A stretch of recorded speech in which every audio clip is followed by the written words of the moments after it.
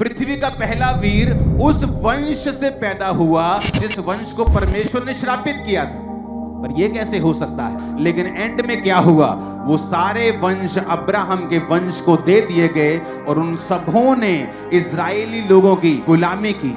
परमेश्वर इनके पाप को भूला नहीं, क्योंकि उन्होंने परमेश्वर में तौबा नहीं की। अगर की होती तो परमेश्वर अब्राहम को कभी ना कहता कि मैं जो ये वंश श्राप के अधीन है, मैं इसको तेरे वंश को दे दूं।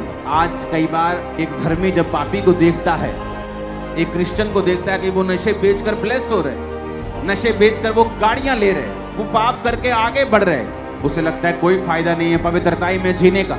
ये देखो, ये भी तो है ही है। कौन सा परमेश्वर ने इसके सिर पे डंडा मार दिया है? क्योंकि यहां देखो, जिसको श्रापित किया उसके वंश में पृथ्वी का पहला वीर पैदा होता है। इसका मतलब ये नहीं है कि परमेश्वर उनके संग है। आपकी दुनियावी आशीषें ये साबित नहीं करती हैं कि परमेश्वर आपके संग है। लेकिन मेरी बात को याद रखना, अगर आप पवित्रताई में हैं, आपका फल आपकी पीढ़ी के बाद पीढ़ी के बाद पीढ़ी के बाद पीढ़ी के बाद पीढ़ी खाएगी।